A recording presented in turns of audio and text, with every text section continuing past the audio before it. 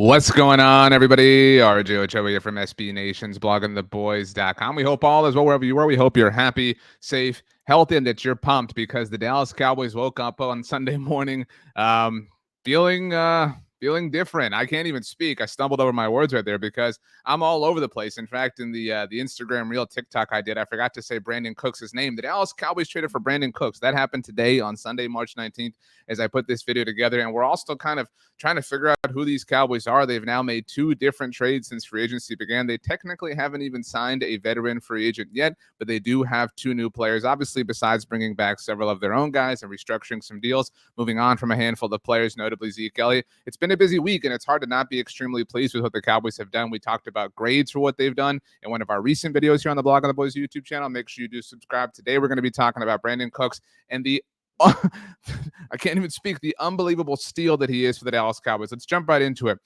Since 2020, which is Brandin Cooks' whole career with the Houston Texans, by the way, since 2020, there have been 17 wide receivers in the NFL that have had at least 2,800 receiving yards and 15 receiving touchdowns. You're obviously looking at that list right now on the screen. You can see that CeeDee Lamb comes in at 11. This is sorted by receiving touchdowns. That's why CeeDee's a little bit further down, why Davante Adams is so high, Mike Evans, et cetera, et cetera. But CeeDee Lamb is there. We know that CeeDee has been so productive. This is all of CeeDee Lamb's career, by the way. He was obviously the 17th overall pick by the Cowboys in that 2020 NFL draft. But among the other players, this is superstars. Again, I'm just going to go down from the top. Davante Adams, Mike Evans, Tyreek Hill, Stephon Diggs, we've talked about a lot. DK Metcalf, A.J. Brown, we've talked about that trade that the Eagles made a lot a year ago, obviously. Tyler Lockett, Justin Jefferson, Cooper Kupp, Amari Cooper, yes, on this list, mostly due to what he did with the Cowboys. CeeDee Lamb right there. We've got T. Higgins. We've got Keenan Allen. And then we're going to skip number 14 right there. We've got Chris Godwin. Obviously, the whole Tom Brady era is here as well for Godwin and Mike Evans. Deontay Johnson, one of the more underrated receivers in the NFL. And there at 17, DJ Moore, the newest member of the Chicago Bears with the trade that involved the number 1 overall pick. At 14 right there, Brandin Cooks. Yeah.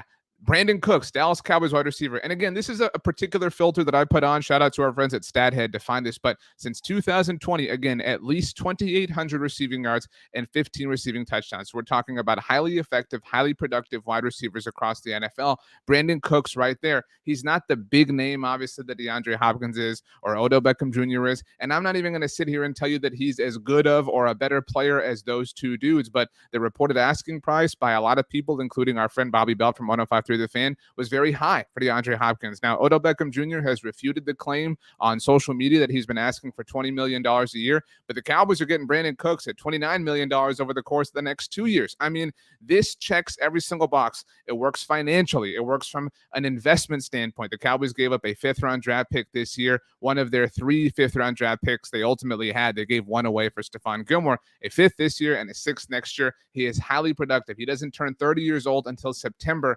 This is a home run. Look at this. Look at this list of names. This is, I'm talking the best wide receivers in the NFL. And why are DeAndre Hopkins or Odell Beckham Jr. not on this list? It's because they've missed time. And again, I'm not going to tell you that Brandin Cooks is better than either of those players or anybody else for that matter, but availability is an important thing. Durability is an important thing. We know that Brandin Cooks has had some issues in the past with injuries, and unfortunately, concussions have been a part of that. But for the most part, at least over the last 3 years, he has been highly effective and highly available for Houston. And again, looking at this list, Davante Adams, obviously the majority of this time was with Aaron Rodgers at quarterback. Let's kind of go through this list. Mike Evans, obviously Tom Brady, and that 2020 season was insane. Tyreek Hill had, Patrick Mahomes to work with, Stephon Diggs, Josh Allen, DK Metcalf had Russell Wilson, and even Geno Smith last year was very good. We've talked about that a lot as well.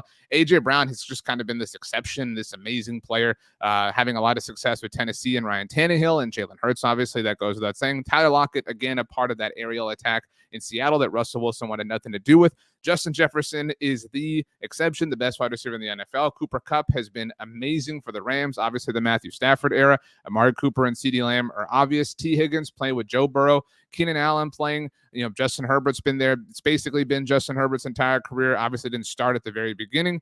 You've got Chris Godwin, also a part of the Bucs contingent. Deontay Johnson making this list. Again, I think he's an underrated player because Pittsburgh has had some quarterback issues in the same time. And DJ Moore to that point as well, although Carolina, a little bit of a different situation for the last 3 years. But Brandin Cooks, who has Brandin Cooks had to work with? He had Deshaun Watson, obviously. from a football standpoint in that 2020 season, but things have been touch and go as far as football is concerned for the Texans over the course of the last 2 years. So that Brandin Cooks has managed to make himself very productive over the last 3 years is really, really, really impressive. And now you put him in an offense, obviously, that has CeeDee Lamb commanding all of the attention as the number one wide receiver, a Michael Gallup that we hope and believe is going to return to the form that he had prior to the torn ACL at the end of the 2021 season. I mean, you're talking about a Dallas Cowboys wide receiver trio that now CeeDee Lamb, Michael Gallup, Brandin Cooks, that is hard to beat. Nobody should be expecting Brandin Cooks to come in and be wide receiver one because he doesn't have to be. And that's where this trade is a lot like the Stephon Gilmore trade. Come in, be the secondary option. Obviously, wide receiver is a little bit of a different thing. And again, this is an A-plus thing as far as what it costs, as far as financials, as far as the production that Brandin Cooks has had. This is an A-plus move all the way around for the Dallas Cowboys. They deserve their flowers. If we look at what they have done so far this free agency period in the new league year, we know that Connor McGovern's a member of the Buffalo Bills. Luke Gifford's heading to the Tennessee Titans. Noah Brown, incidentally, is now heading to the Houston Texans, or Brandin Cooks is leaving. The Cowboys have cut Zeke Elliott, and as of this recording, it's 3:30 on Sunday, March 19th for me. Zeke Elliott's still not on a new team. We're certainly very interested to see what happens there.